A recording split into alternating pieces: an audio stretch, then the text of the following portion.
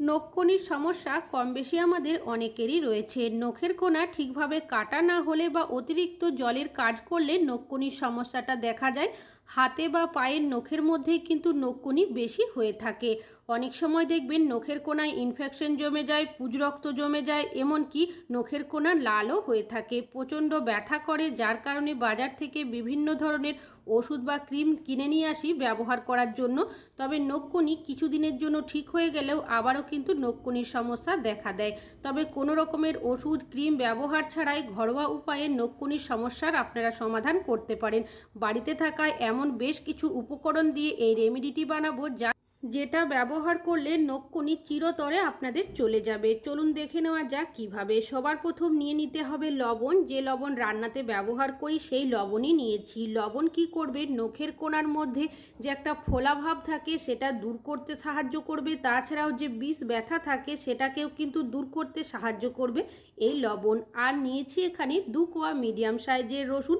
রসুন আমাদের যে কোনো ব্যথা কমাতে দুর্দান্ত রেজাল্ট দেয়, সেটা তো আমরা প্রত্যেকেই জানি। তবে এই রসুনগুলো ডাইরেক্ট ব্যবহার করা যাবে না, চাইলে আপনারা রসুনগুলো থেতো করেও ব্যবহার করতে পারেন, বা যদি গ্রেটার থাকে গ্রেটারের সাহায্যে এইভাবে করে গ্রেট করেও ব্যবহার করতে পারবেন।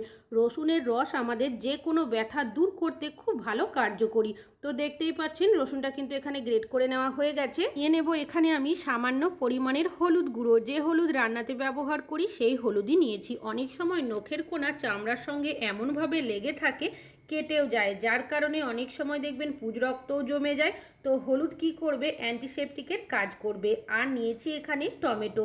টমেটোর মধ্যে থাকে প্রচুর পরিমাণের ভিটামিন সি, যেটা আমাদের স্কিনের জন্য খুবই ভালো, সেটা তো প্রত্যেকেই জানি। তো ডাইরেক্ট ব্যবহার করা যাবে না, তো এটাকে কি করব, গ্রেট করে নেব। আর এখানে কিন্তু পুরো টমেটোটা ব্যবহার করছি না, অর্ধেক টমেটোরই কিন্তু ব্যবহার করব। টমেটোর যে পাল্পটা রয়েছে সেটা গ্রেটারের সাহায্যে আমি এইভাবে গ্রেট করে নিচ্ছি। চাইলে এখানে থেতো করেও ব্যবহার করা যাবে। তো ওপরের যে টমেটোর খোসার অংশটা রয়েছে সেটাকে কিছুটা অংশ আমি সাইডে সরিয়ে রাখবো, এটাও কিন্তু পরে আরও একবার আমি ব্যবহার করব। তো বেশ কিছুটা পরিমাণে টমেটোর পাল্প আমি এইভাবে করে গ্রেট করে নিয়েছি। এবার সব উপকরণগুলো ভালো করে মিশিয়ে নিতে হবে। এখানে দেওয়া হয়েছে লবণ, হলুদ, গ্রেট করা রসুন আর গ্রেট করা টমেটো, যেগুলো কিন্তু প্রত্যেকটাই নখকুনি সারাতে খুব ভালো সাহায্য করে। আর একসাথে যদি আপনারা এইভাবে মিশিয়ে রেমেডিটা ট্রাই করেন তাহলে দেখবেন এটা কিন্তু দুর্দান্ত কাজ করবে। তবে ডাইরেক্ট ব্যবহার করা যাবে না, একটা পাত্রের মধ্যে নিয়েছি, আপনারা চাইলে এখানে তড়কা প্যানেরও ব্যবহার করতে পারেন। এবার এই পাত্রটাকে গ্যাসের মধ্যে বসিয়ে দেব। গ্যাসের ফ্লেমটাকে একদম লোতে রেখে এটাকে গরম করে নিতে হবে। তবে কোনোভাবেই কিন্তু এটাকে পোড়ানো যাবে না, তাহলে কিন্তু এদের যে একটা নিজস্ব গুণ থাকে সেটা নষ্ট হয়ে যাবে। তো দেখতেই পাচ্ছেন গ্যাসের ফ্লেমটা একদম লোতে রেখে খুব ভালো করে নাড়াচাড়া করে এটাকে আমি গরম করে নিয়েছি। আর এটা কিন্তু এখন অনেক বেশি পাওয়ারফুল হয়ে গেছে। তবে যেহেতু অতিরিক্ত গরম এখন রয়েছে তাই অতিরিক্ত গরম ব্যবহার করা যাবে না, কুসুম গরম অবস্থাতে এটা ব্যবহার করতে হবে।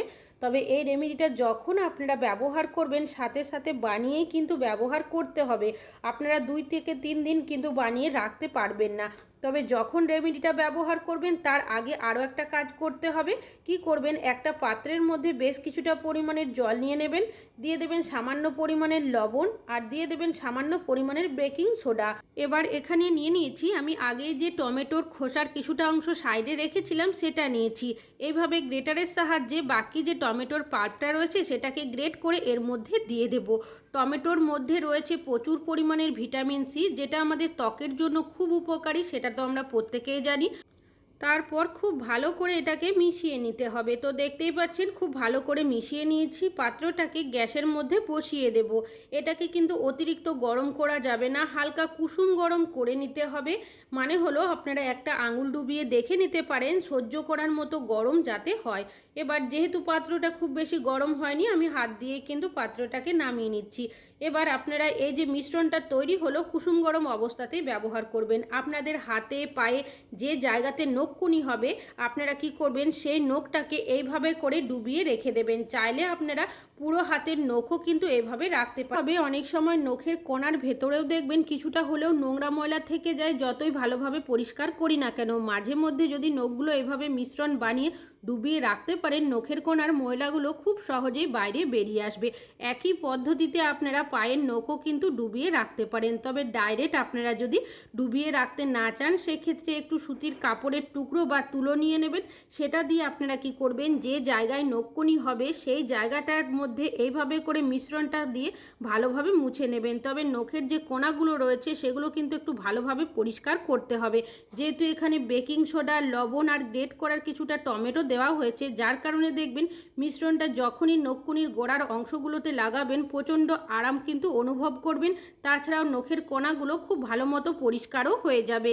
তবে আপনারা চাইলে এইভাবে করে মিশ্রণ বানিয়ে একটা বড় পাত্রের মধ্যে নিয়ে নেবেন। পুরো পাও কিন্তু মিশ্রণের মধ্যে ডুবিয়ে রাখতে পারেন, বা চাইলে যে অংশে নখকুনি হবে সেই নখটাও কিন্তু এই মিশ্রণের মধ্যে ডুবিয়ে রাখতে পারেন। যাদের প্রচণ্ড নখকুনির মধ্যে ব্যথা হয়, পুজ রক্ত বেরোতে শুরু করে, নখের কোণা ফুলে থাকে, তারা এইভাবে মিশ্রণ বানিয়ে দিনে দুবার ব্যবহার করবেন, সকালে আর সন্ধ্যাবেলা। দেখবেন প্রচণ্ড আরাম অনুভব করবেন এই মিশ্রণটা যখন আপনারা ব্যবহার করবেন। তারপর আপনারা কি করবেন, যে রেমেডিটা বানিয়েছেন সেটা কিন্তু ব্যবহার করবেন। তবে যদি ঠান্ডা হয়ে যায় মিশ্রণটা, আবারও কিন্তু একটু গরম করে নিতে হবে। তবে অতিরিক্ত গরম ব্যবহার করবেন না। কোনির মধ্যে মিশ্রণটা ব্যবহার করার পর যে রেমেডিটা বানিয়েছি সেটাই কিন্তু ব্যবহার করতে হবে। তার আগে নখের কোণাগুলো ভালোভাবে মুছে নেবেন, যাতে করে একটুও জল না থাকে। এবার চাইলে আপনারা যে নখের কোণার মধ্যে নখকুনি হয়েছে সেই কোণার সাইডেও মিশ্রণটা লাগাতে পারেন, বা পুরো নখের মধ্যেও কিন্তু মিশ্রণটা দিয়ে এইভাবে করে কভার করে দিতে পারেন। মিশ্রণটা লাগিয়ে রেখে দিয়ে দেখবেন কিছুক্ষণের মধ্যেই কিন্তু মিশ্রণটা ঝরে পড়ে যাবে। এই মিশ্রণটা যাতে অনেকক্ষণ পর্যন্ত নখের কোণার মধ্যে থাকে, সেক্ষেত্রে আপনারা একটা কাজ করে নেবেন। কি করবেন, নিয়ে নেবেন একটা সুতির কাপড়ের টুকরো, সেটাকে এইভাবে আঙুলের মধ্যে ভালোভাবে পেঁচিয়ে দেবেন। তাহলে কি হবে, মিশ্রণটা কিন্তু সহজে আঙুল থেকে ঝরে পড়বে না। এই রেমেডিটা এতটাই পাওয়ারফুল, আপনারা যখন একবার ব্যবহার করবেন দেখবেন যে প্রচণ্ড যন্ত্রণা হয় নখকুনির কারণে, সেই যন্ত্রণা কিন্তু চলে যাবে। লাল হয়ে থাকে সেই লাল ভাবটা দূর হবে। এমনকি যদি পুজ রক্ত জমে থাকে সেটাও কিন্তু আস্তে আস্তে সাইড হয়ে বেরোতে শুরু করবে। আর এই মিশ্রণটা চেষ্টা করবেন আপনারা রাত্রেবেলা লাগানোর, আর লাগিয়ে কিন্তু হাঁটাচলা না করাই ভালো। আপনারা একটা কাপড় দিয়ে বেঁধে রাখবেন, তাহলে মিশ্রণটা নখের কোণার মধ্যে অনেকক্ষণ পর্যন্ত থাকবে, যার কারণে খুব বেশি দিন আপনাদের কিন্তু নখকুনি সারতে সময় লাগবে না। তবে অবশ্যই কিন্তু একবার ব্যবহার করলেই যে সম্পূর্ণ ঠিক হয়ে যাবে তা কিন্তু নয়। আপনারা যদি 7 দিন এইভাবে ব্যবহার করতে পারেন, দেখবেন আপনাদের নখকুনি চিরতরের জন্য উধাও হয়ে যাবে। আপনারা বুঝতেই পারবেন না যে আপনাদের নখের মধ্যে কোনো দিনই নখকুনি হয়েছিল। তো আমি এইভাবে করে 30 মিনিট মতো রেখে দিয়েছিলাম। এবার যে কাপড়টা বেঁধেছিলাম সেই কাপড়টা দিয়েই কিন্তু মিশ্রণটা তুলে ভালোভাবে মুছে নিয়েছি। একইভাবে নখের মধ্যেও যে মিশ্রণটা দিয়েছিলাম সেটাকেও পরিষ্কার করে নিয়েছি। এবার যখন আপনারা এই নখের কোণাগুলো পরিষ্কার করবেন, কোনোভাবেই ঠান্ডা জলের ব্যবহার করবেন না। কি করবেন, আবারও নিয়ে নেবেন কুসুম গরম জল, দিয়ে দেবেন সামান্য পরিমাণের লবণ। অবশ্যই কিন্তু লবণ মিশিয়েই ব্যবহার করবেন। তো খুব ভালো করে লবণটাকে জলের মধ্যে মিশিয়ে দিয়েছি। আর এই মিশ্রণটা ব্যবহার করার জন্য আপনারা একটু তুলো বা সুতির কাপড়ের ব্যবহার করতে পারেন। মিশ্রণের মধ্যে ডিপ করে যে জায়গায় আপনাদের নখকুনি হবে সেই জায়গাগুলো এইভাবে পরিষ্কার করে নেবেন। আমরা যদি আমাদের হাতের পায়ের নখগুলো মাঝে মধ্যে ভালোভাবে পরিষ্কার করতে পারি, তাহলে নখের কোণার মধ্যে নোংরা ময়লা জমবে না, এমনকি যে ইনফেকশন হয়ে যায় সেটাও হবে না, আর নখকুনির সমস্যাও কিন্তু দেখা যাবে না। অবশ্যই কিন্তু মাঝে মধ্যে আমাদের নখগুলো ভালোভাবে পরিষ্কার করে নেওয়া উচিত। মিশ্রণটা দিয়ে আমি খুব ভালোভাবে পরিষ্কার করে নেওয়ার পর একটা তাওয়ালের সাহায্যে নখগুলো ভালোভাবে মুছে নিয়েছি। একটুও কিন্তু জল রাখা যাবে না।